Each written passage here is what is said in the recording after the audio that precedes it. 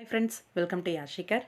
First sorry சொல்லிக்கிறேன். என்னன்னா, எனக்குமே கன்ஃபார்மா தெரியல. அந்த அப்டேட் குடுக்கும்போது நானுமே சொல்லியிருந்தேன். இவரோட நேம் இப்படிதான் இதுதான் சொல்றாங்க. ஆனா கன்ஃபார்மா தெரியல. வெயிட் பண்ணி பார்க்கலாம்.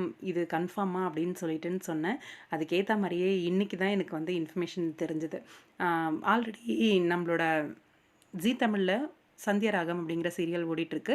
இந்த சீரியல்ல ஹீரோயின் பாவனா நடிச்சிட்ருக்காங்க. உங்க எல்லாருக்குமே தெரியும். இவங்க மல்லியில வந்து ஹீரோயினா ப்ளே பண்ணிட்டுருக்காங்க தெலுங்கு சீரியல்ல. அந்த சீரியல்ல அவங்க கூட பேர் பண்ணி நடிக்கிற நடிகர் தான் இவங்களோட இப்ப வந்து ஜீ தமிழ்ல சந்தியராகம்ல வந்து என்ட்ரி குடுத்துருக்காரு கோச்சா அப்படின்ற மாரி ஒரு சிலர் சொல்லியிருந்தாங்க. எனக்குமே டவுட்டு. ஏன்னா 2 பேருமே லுக் வைஸ் பார்க்கும்போது வேற வேற மாரி இருக்காங்களே அப்படின்ட்டு.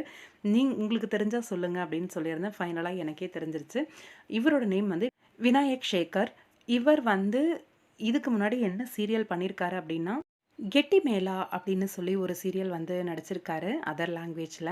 இப்ப நம்மளோட ஜீ தமிழ்ல கரண்ட்டா வந்து என்ட்ரி குடுத்திருக்காரு. ஒன் ஆஃப் த ஹீரோவா என்ட்ரி குடுத்திருக்காரு. இவங்க தான் தனலட்சுமியோட பேர். அதாவது பாவனாவோட பேரா வந்து விநாயக் தான் வந்து என்ட்ரி குடுத்திருக்காரு. அப்கமிங் ரொம்பவே இன்ட்ரஸ்டிங்கா இருக்க போகுது.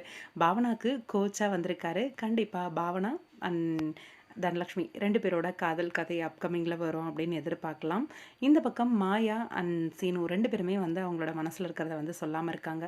மாயாக்கு விருப்பம் இல்ல. ஆனா சீனு வந்து லவ் பண்ணிட்டு இருக்காரு. என்ன நடக்குது அப்படின்னு பார்ப்போம்.